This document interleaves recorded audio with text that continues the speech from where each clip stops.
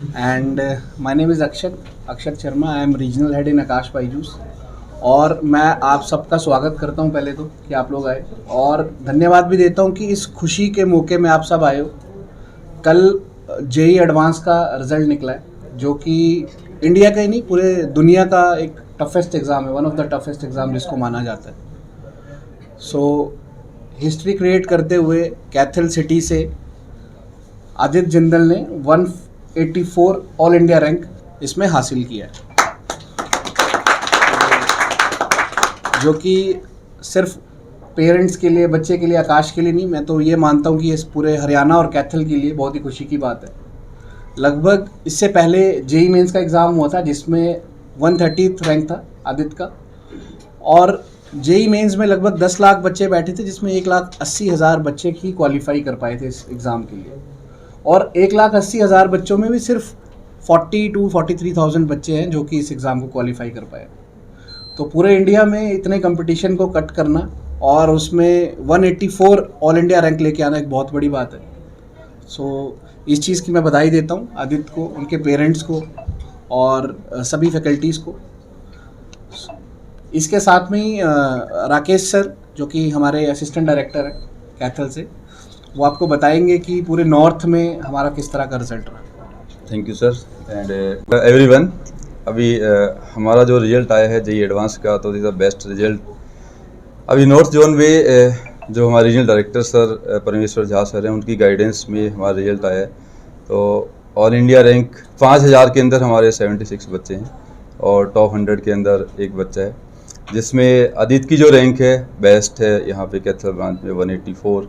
उसके बाद आर्यन कौशिक की रैंक है 565, देन राघव 2316 एंड उसके बाद आशीष एंड सात्विक, ये हमारे बच्चे हैं।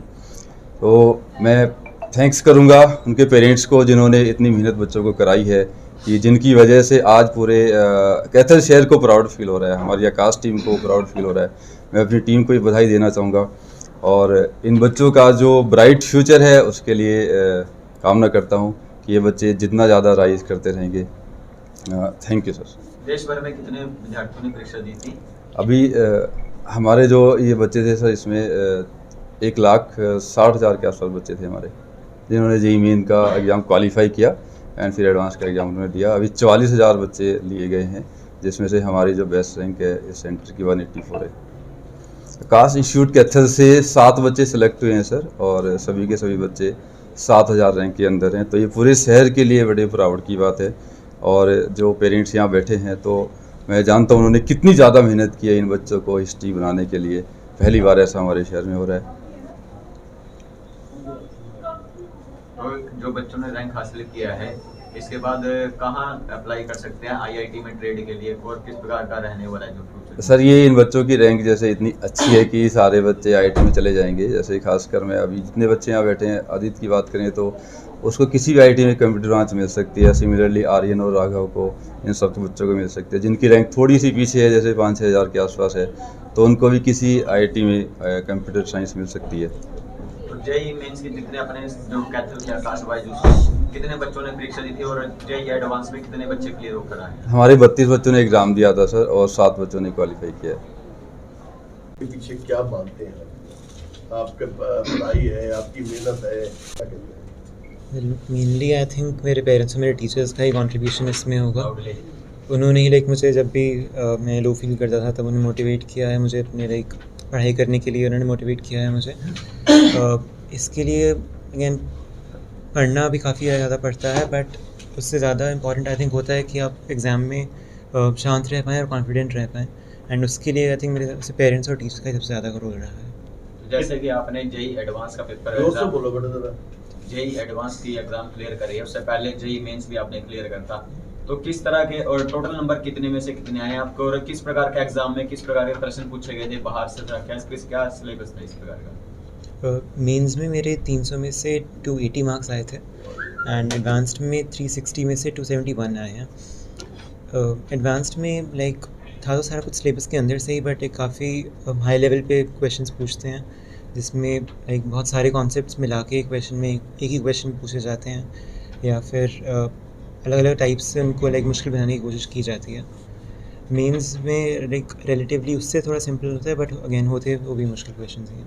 इस अचीवमेंट के लिए आपने कितने घंटे पढ़ाई करते थे आप?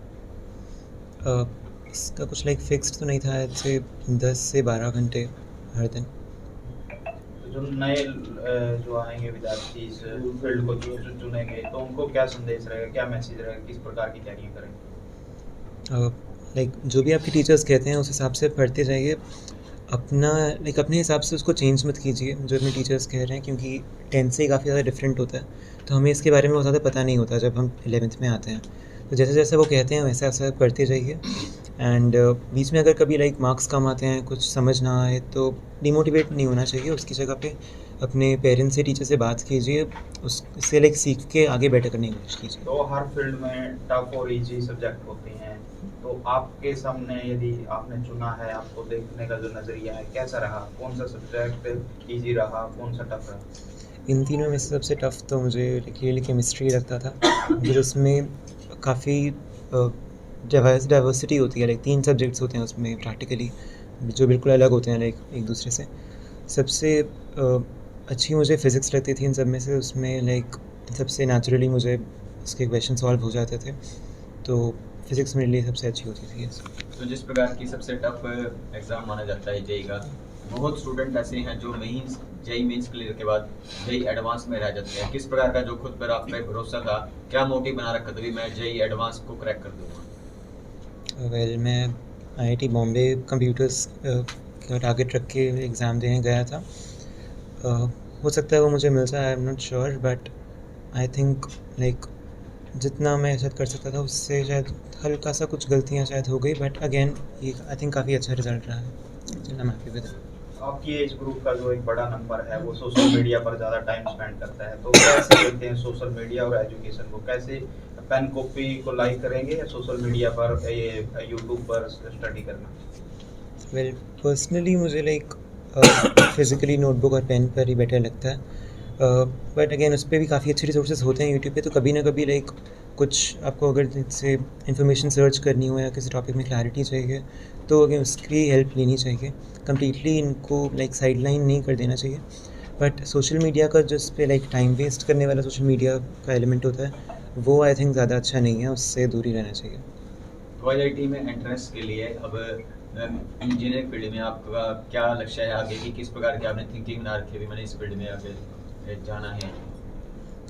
अभी लाइक मैं कंप्यूटर साइंस के लिए ही सोच रहा हूँ, इसमें लाइक जो ब्रांच में ऑप्ट करूँ वो कंप्यूटर साइंस ही है। उससे आगे के लिए आई थिंक वहाँ पे जाके मुझे ज़्यादा अच्छे से इंफॉर्मेशन, ज़्यादा अच्छे ऑप्शंस मिल पाएंगी, तो जिनसे मैं ज़्यादा अच्छे से चूज़ कर पाऊँगा आगे क्या करना चाहिए।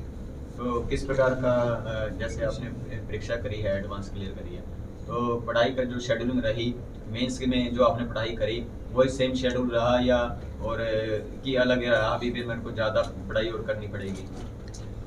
अगर आप लाइक एडवांस के लिए तैयारी कर रहे हैं तो मेंस के लिए काफ़ी हद तक उसी में हो जाती है तैयारी, उसमें क्योंकि सिलेबस सेम ही होता है मोस्टली, कुछ क्वेश्चंस का पैटर्न हल्का सा डिफरेंट होता है, तो उसके लिए आपको थोड़ी सी अलग तैयारी करनी पड़ती है, बट अगर आप एडवांस्ड के लिए कर रहे हो तो मेंस की उसमें ऑटोमेटिकली हो ही जाती है। तो पेरेंट्स का कितना सहयोग रहा आपका? पेरेंट्स तो लाइक मुझे सबसे बहुत ज़्यादा सपोर्ट करते थे। आई थिंक उनके बिना मैं बहुत पहले शायद डिमोटिवेट हो चुका होता है और शायद छोड़ भी देता, बट उन्होंने ही मुझे लाइक इस पे ट्रैक पे बना के रखा, एंड पूरे 2 साल की जर्नी में उन्होंने ही मुझे एक बहुत ज़्यादा सपोर्ट किया है।